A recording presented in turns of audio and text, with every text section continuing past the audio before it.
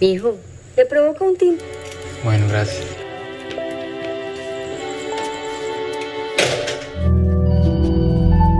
¿Qué está haciendo mi hijo?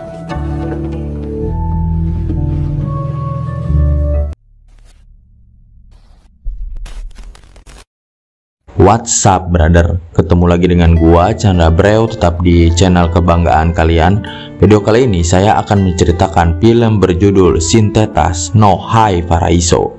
Film ini menceritakan seorang gadis berumur 15 tahun yang ingin menjadi kaya raya, namun dia menempuh jalan yang salah, menjadi wanita micet. Namun dia memiliki masalah dengan ukuran gunungnya yang kecil. Jadi dia ingin membesarkan gunungnya agar mendapatkan orderan dan jadi kaya raya. Seperti apakah lika-liku hidupnya? Yuk kita tonton alur cerita filmnya. Check it bro.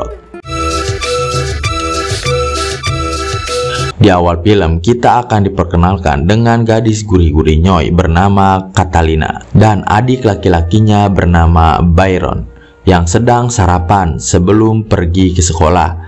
Catalina bicara pada ibunya, dia tidak ingin melanjutkan sekolah karena menurutnya itu hanya buang-buang waktu. Apalagi guru-guru di sekolahnya meminta blaem-blaem jika ingin nilainya bagus. Namun di sini ibunya mengatakan dengan nada yang cukup keras agar mereka tetap menyelesaikan pendidikan SMA mereka. Sepulang sekolah, Catalina pun mangkal di Saritem bersama teman seumurannya bernama Jessica. Ternyata si Jessica ini seorang senior di dunia pok-pok nyoy. Dia sering mendapatkan tawaran menemani bos-bos kartel yang ada di Kolombia. Sebenarnya banyak bos-bos kartel yang menyukai Catalina. Namun karena gunung Catalina rata seperti habis ditambang oleh bulldozer, jadi cancel order. Karena hal itu, Jessica menyarankan pada Catalina untuk melakukan operasi memperbesar gunungnya. Dan Catalina pun meminta bantuan pada Jessica untuk mencarikan bos kartel yang ingin membiayai operasinya. Karena iba, Jessica pun berjanji akan mengenalkan Catalina dengan kartel yang sangat kaya. Setelah mangkal, Catalina pun bertemu dengan kekasihnya bernama Albeiro. Namun di sini Albeiro memarahi Catalina karena masih bergaul dengan Jessica yang cewek micet. Namun Catalina yang lagi parusing malah balik memarahi Albeiro. Tapi Albeiro yang pangseng merayu Catalina untuk melakukan blaem-blaem. Namun untuk sekarang Catalina menolak dan dia berjanji tidak akan melakukan hal itu sampai umurnya mencapai 15 tahun. Keesokan malamnya, Jessica mengajak Catalina untuk menemui bos kartel yang katanya ingin melakukan penyerangan 1 lawan 3 sekaligus. Namun setelah melakukan negosiasi dengan Jessica, pada akhirnya bos kartel itu hanya memilih Jessica dan 1 temannya. Catalina pun hanya dianggurin di sana dan hanya bersedih sambil menunggu teman-temannya menyelesaikan pertarungan. Saat itu seorang anak buah kartel datang dan bertanya apa yang terjadi. Catalina menjawab dia membutuhkan uang yang cukup banyak untuk bisa memperbesar gunungnya. Laki-laki itu pun menjanjikan uang yang dibutuhkan Catalina jika dia mau blaem-blaem dengannya. Dengan polosnya, Catalina pun langsung diajak ke kandang sapi, lalu diserang oleh pria-pria kere yang ingin gratisan. Di sisi lain, Albeiro sambil menaiki sepeda menanyakan keberadaan Catalina pada ibunya. Namun sang ibu yang bernama Hilda itu menjawab bahwa dirinya tidak tahu keberadaan Catalina sekarang. Lalu Albeiro pun dipersilakan untuk menunggu di dalam rumah. Tapi ternyata si ibu Catalina juga gurih-gurih nyoy. Otak si Albeiro pun mulai traveling. ¿Puedo ir al baño?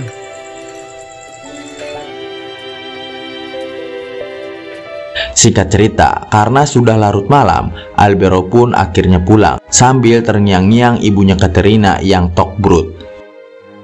Setelah kejadian semalam, Catalina sangat depresi. Di dalam kamar, ibu dan adiknya terus menanyakan sebenarnya apa yang terjadi. Tetapi Katerina hanya diam dan menangis. Sampai ketika teman-temannya datang dan Jessica memberi kabar bahwa kartel yang dijanjikan Jessica telah menghubungi balik. Bahwa bos kartel itu menginginkan kehadiran Katerina di pesta ulang tahun yang mereka adakan. Bos kartel itu juga memberi uang DP yang sangat besar sehingga Katerina bisa kembali tersenyum sumringah.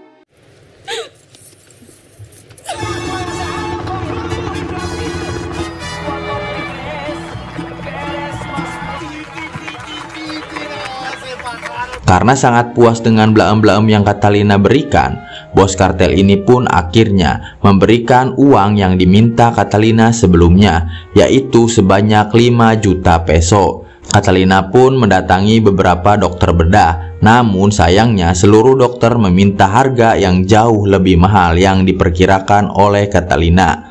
Sampai akhirnya mereka menemukan salah satu dokter yang mau mempertimbangkan uang Catalina, asalkan Catalina mau diajak blaem-blaem. Setelah mendapatkan jadwal operasi yang akan dilaksanakan 2 minggu lagi, dia pun memutuskan untuk tinggal di rumah temannya sementara. Karena operasinya akan dilaksanakan di luar Kolombia.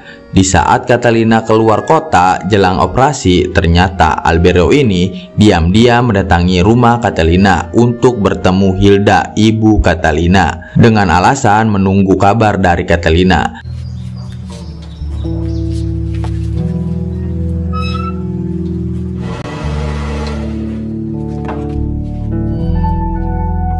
Me estoy vistiendo.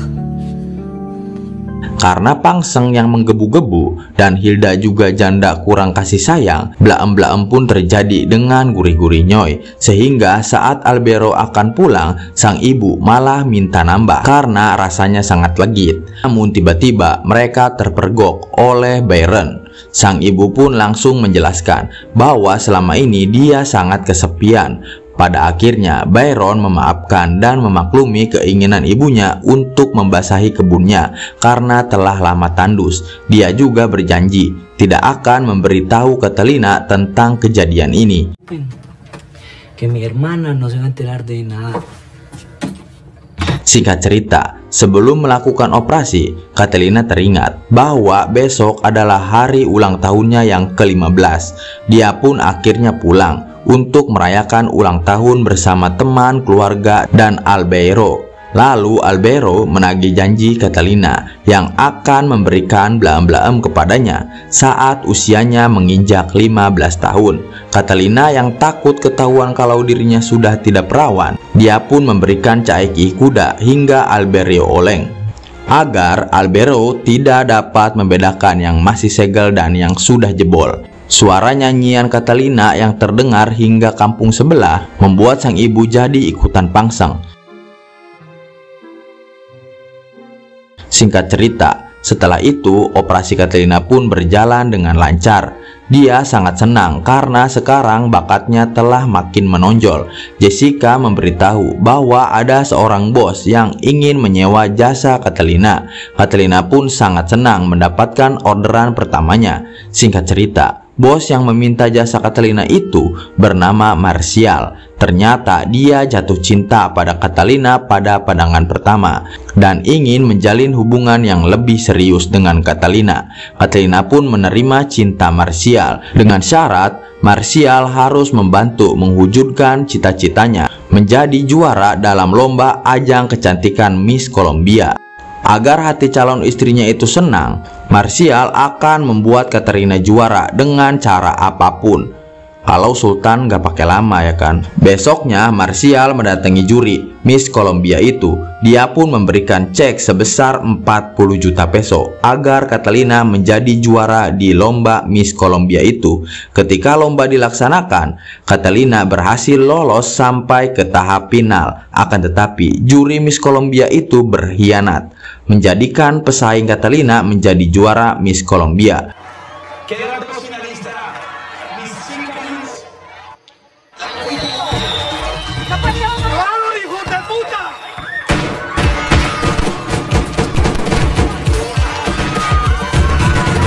Walaupun Catalina tidak menjadi juara, Catalina tetap menjadi sangat populer dan foto-fotonya terpampang di setiap majalah dan baliho kepakan sayap. Ternyata juri kemarin takut. Dia pun mengembalikan cek milik Martial dan sebagai gantinya Martial memberikan cek sebesar 40 juta dolar itu pada Catalina agar dia tidak bersedih lagi. Melihat kemewahan yang diberikan Martial pada Catalina membuat Jessica iri. Seperti kita tahu, yang mengenalkan Katrina dan Martial adalah Jessica.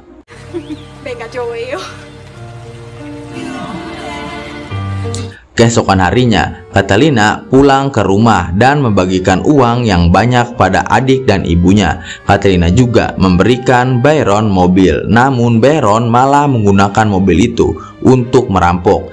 Hingga ketika menjalankan aksi berikutnya, Byron pun terlibat kejar-kejaran dengan polisi. Malangnya, Byron harus meninggal tertembak.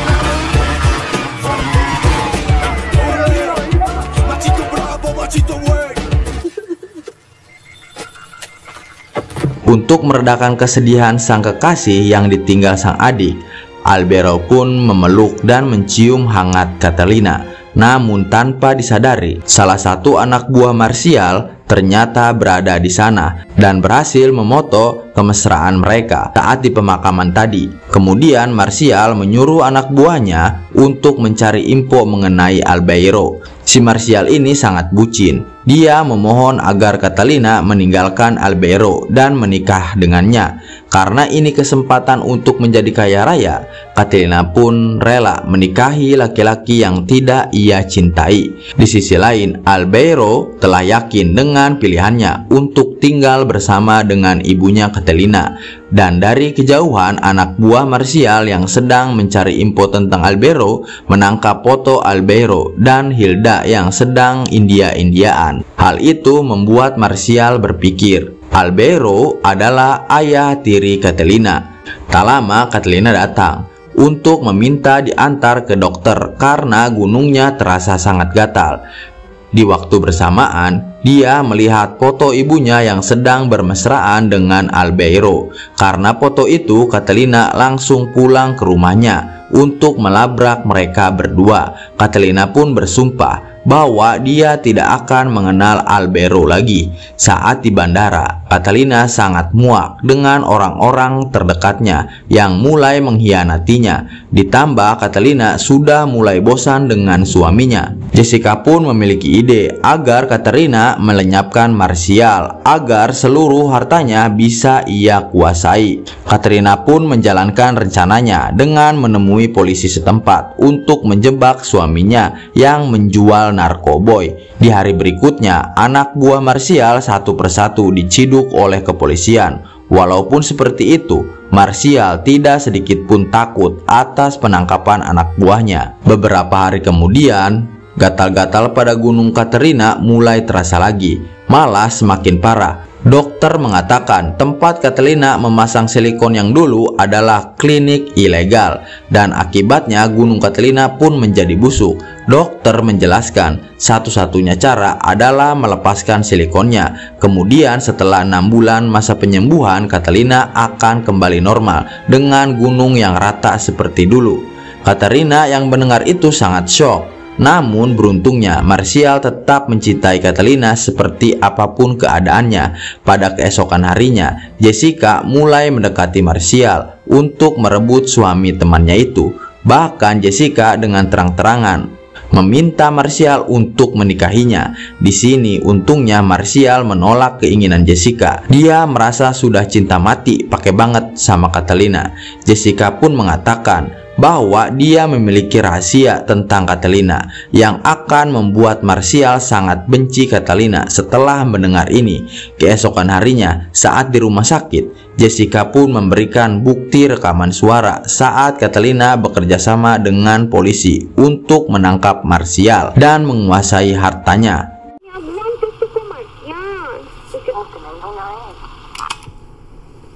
Martial pun langsung terdiam membisu dan meninggalkan Catalina. tanpa membayar biaya rumah sakit Catalina. Di sini juga si pengawal membuka pengkhianatan Jessica pada Catalina selama Katerina berada di rumah sakit. Pengawal itu juga mengatakan bahwa selama ini dia juga menyimpan rasa pada Catalina. Singkat cerita, Catalina pun kembali ke kota asalnya. Dia pun berpamitan dengan seluruh teman seperjuangannya, sembari menceritakan kebusukan Jessica dan mantan kekasihnya. Catalina juga mengatakan dia akan pergi dan tidak akan kembali lagi. Sebelum pergi, Catalina yang sudah sangat depresi membuat rencana untuk menyingkirkan Jessica. Dia meminta bantuan pada pengawal Martial untuk menggunakan jasa pembunuh bayaran. Setelah memberikan ciri-ciri dan juga lokasi, pengawal Martial pun menelepon temannya untuk menjalankan rencana. Tapi ternyata ciri-ciri dan lokasi yang diberikan Katerina adalah manipulasi Catalina, dan bukanlah Jessica yang berada di sana, melainkan adalah Catalina.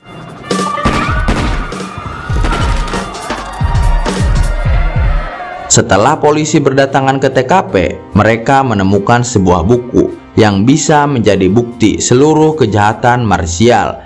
Inilah pembalasan dendam Catalina. Film pun tamat.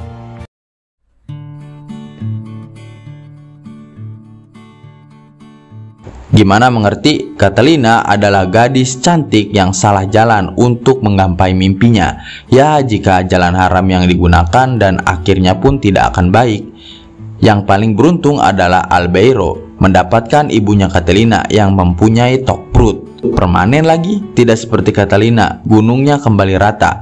Mudah-mudahan kalian terhibur. Ketemu lagi di next video selanjutnya. Peace and subscribe.